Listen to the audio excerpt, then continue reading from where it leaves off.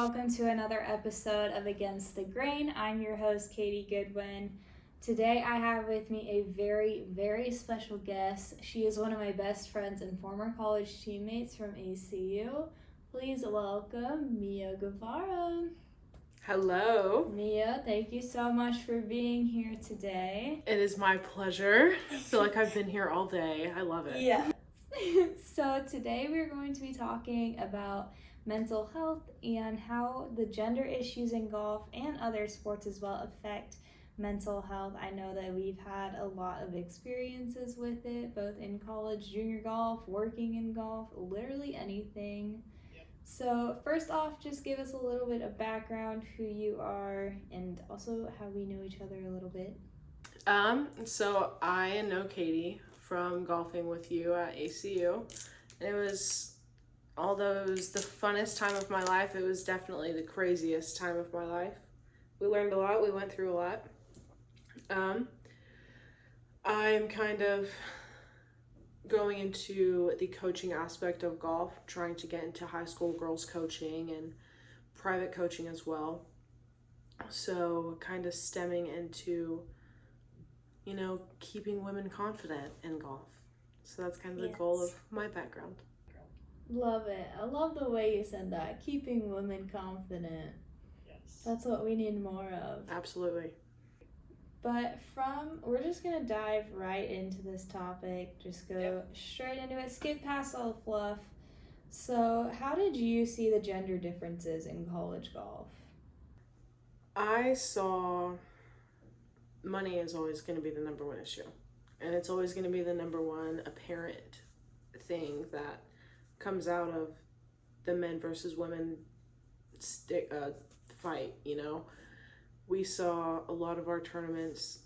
We would travel to North Arizona and the boys would get, better housing than us. They would get more money than us. They would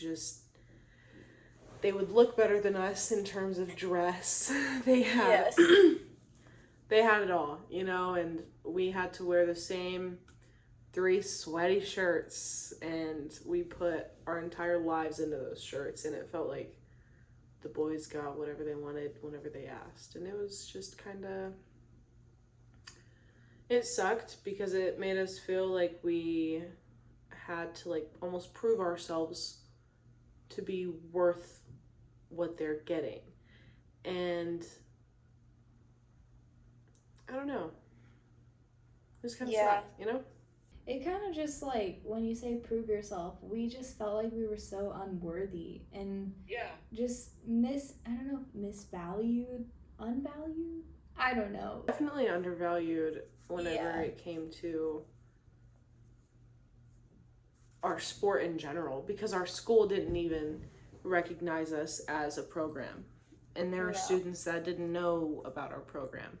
Still to this day, I don't even know if the entire school knows about women's ACU golf. No. I remember in my last episode I said how the school was primarily student athletes, and one of the first questions that gets asked is, what sport do you play? And I would say, oh, I play golf. And they would say, we have a golf team. What? Yeah, and even that is there's a golf team, and I'm playing on it. Yeah. No one ever hears anything about it, and it's well, do you have to hear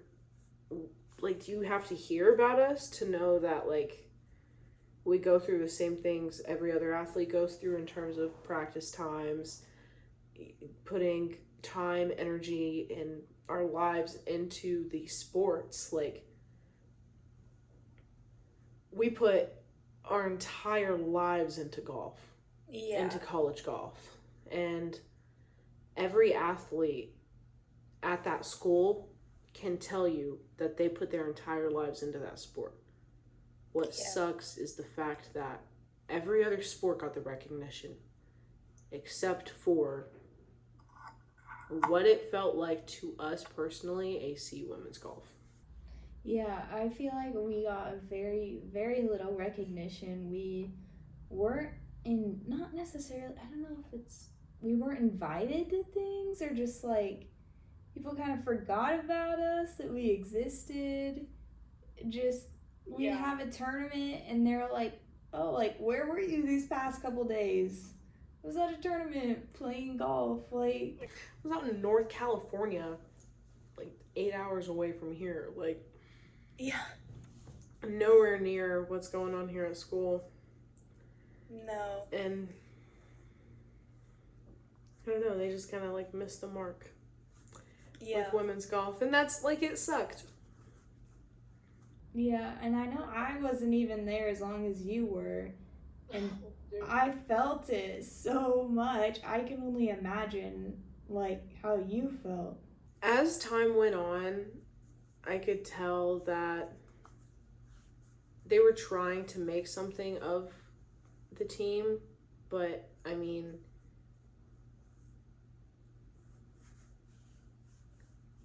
it never, like, it's still always going to be, the boys are always going to be doing better than the girls.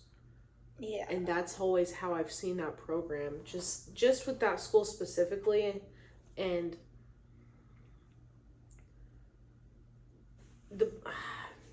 like the third party paying in terms of like for tournaments and stuff, like there's so much to talk about whenever it comes down to the men's versus women's golf team and just everything around it.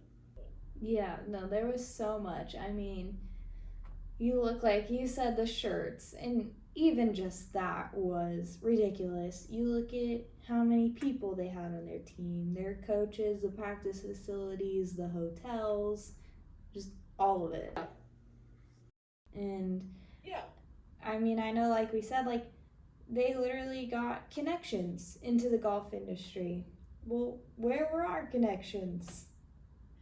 That part right there, that one, that mark right there, is that it always felt like the boys had more connections than us.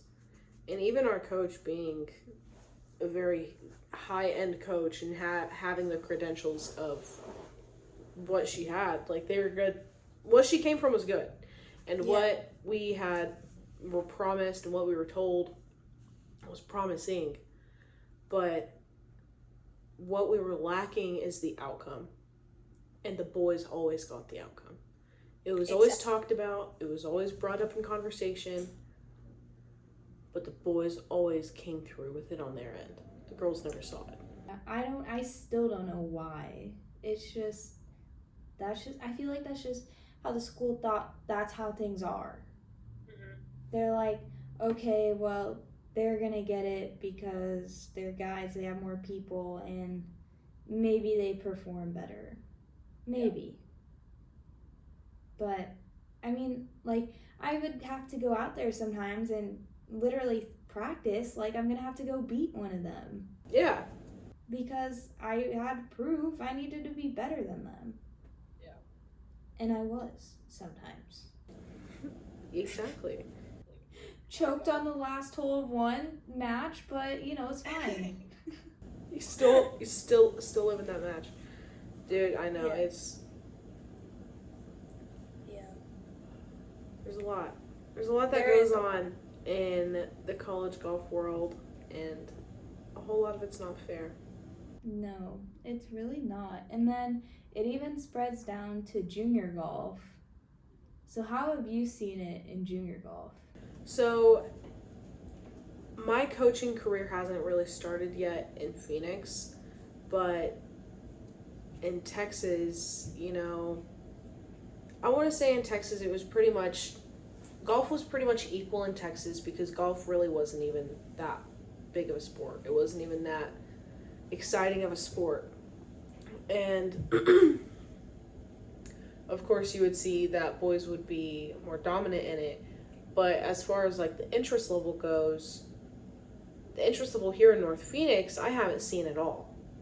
And I've only seen, you think of women's golf now in terms of Phoenix area, or in terms like of the metropolitan in general, of only of it just being, I see it personally as like Chandler, Gilbert, Mesa area.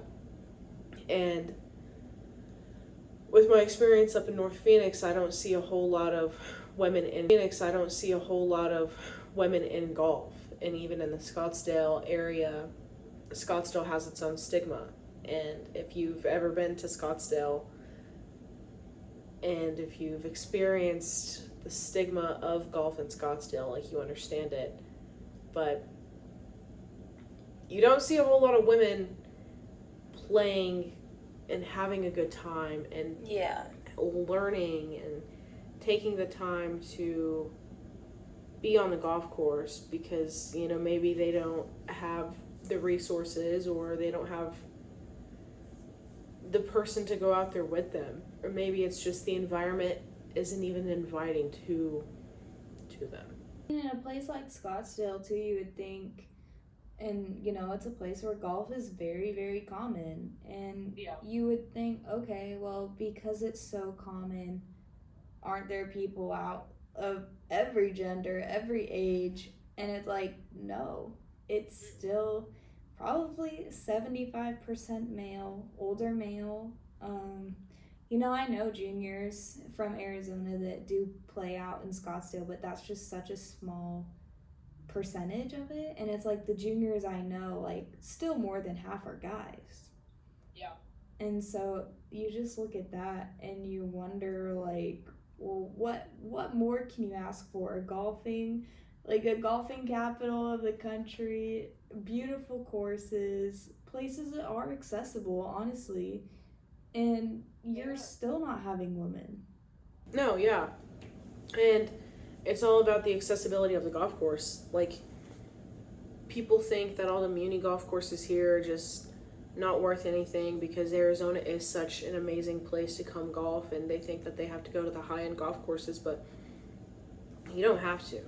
You don't have to go to the high-end golf courses to get the golf experience. Like, yeah, it comes with the perks of living here, but if you are genuinely interested in the sport, it doesn't matter where you are. Yeah. It matters who you are with in that environment, who is allowing you to progress through the sport. Because if you're out there just whacking balls and you don't have any type of instruction, you know, you're either going to have a really fun time just whacking balls, or you're going to get super frustrated at the fact that you can't hit a flush. So it's all about having the person who's allowing that person to feel safe in coming and learning and just being open about it. Because what people lack to understand is golf is about just feeling it. And you have to feel safe, you have to feel confident, and you have to feel trust within the sport and within yourself. Yeah, and that's hard as a woman. Anywhere you go. It was hard in junior golf. It was hard in college golf. It's hard now as a person who even just goes once a month. Yeah. Yep. And, like, I know with you, like, I'm so comfortable on the range because it's like, oh, it's just like two women showing up, like, gonna go show up, everyone else on the range. But when I go by myself, I'm so wary of what's around me because I don't know how people are going to react. And that's crazy to me. Yeah. And so... Yeah. I'm like, sometimes I'm speechless about it still. It is scary. It's scary that...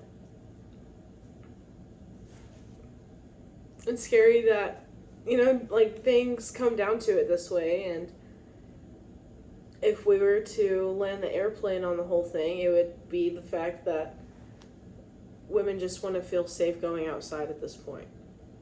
Yeah. And it's a crazy world we live in. it is. And honestly, there's a lot of people that don't feel safe going outside, no matter who you are. Mm-hmm. And so be safe out there, kids. Out there, please watch your back, watch your surroundings. And if you go to the golf course, I just hope that whatever golf course you viewers go to is safe, because that's it. So then, kind of taking it back to the college golf experience, what's like one story that really stands out to you with this gender gap? Just one that kind of like, you're still in your mind, like, how did that happen? But dude, it's always gonna be the traveling story. It's always gonna be, well, how did they get that housing and the girls got this housing? Yeah. It's how did they get that housing and the girls got this housing? Yeah. It's how did the guys get to live like that and the girls didn't? Like, why couldn't we come to even ground and just both come together? Why did we have to go out? Because every other team, teams, boys and girls travel together. You look at every other team and they are unified as boys and girls. You look at our boys and girls team, nothing but division. And it's unfortunate that we had to be on that side of the division and not be able to work with them, because I think if we could have, things would have been so much better. I know that when we would talk to some of the guys, their assistant coach, it was fine, like he was willing to help, and granted his main job was the boys, but when that's all you have, it's not even your own coach. You just have to take it as it comes. Yeah. And that's the thing with the college golf experience that we had, is that we didn't have a whole lot of resources whenever it came down to it, and we took what we had and rolled with it. And that was a whole learning experience in itself, is that you're not gonna get it all, but you gotta fight for it, and you gotta fight with what you do have. Yeah. So how do you think those experiences have shaped you now? Just, even going all the way from junior golf through. It makes me want more for who I have set up to help push through that. Because the way I see golf and the relationship I have with golf is I am wanting to be the person that excels people past their goals. And I think having the experience behind me, well, I've only ever had experience coaching women, and even having the division and seeing the division, well, it's also opened my eyes to, well, I need to be able to be flexible on my end and coach males and coach boy athletes, and honestly any athlete in between. So not only does it go back on my end, well, I want to build confidence in women, but the men that need the certain different level of coaching, maybe they can feel comfortable enough to come to my coaching as well. Yeah. So it's you gotta see positive on both ends, but you have to be aware of the fact that there has to be balance in it. There does, for sure. And there's such an imbalance in golf and other sports, and you see it everywhere, every level. And I don't know if it's ever going to change. I can hope so, and I can hope that people like us that want to be in it, even though we're not playing it, we still want to be helping out. We still want to be helping the next generation, even not the next generation, people that are already in it. And so I think just having us stay in it and supporting each other, women coming alongside women, is just so important in this. It is. We have to stand together and make sure that it gets to where it needs to be. Yeah. So then you mentioned you're going into coaching. So right now you're lined up for a job with a women's golf coach in a high school. So how do you think you can kind of structure that for, I guess, just like to have the best for these kids that come on the team? I hope that I can exemplify the fact that you can use whatever talent you have to get through to wherever you need to be.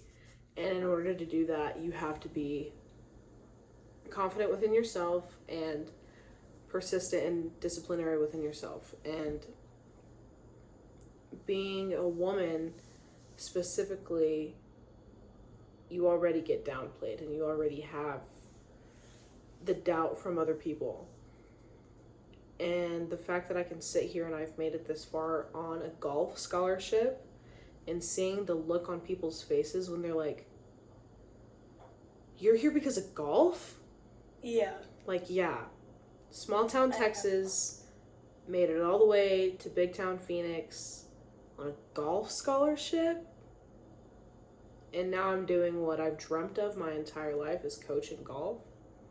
Yeah, like, I want to share that story with the women around me, because you can use whatever talent, whether it is golf, whether it is knitting scarves. Like, you have to use the talents that you are given to move higher, and I think I can use golf to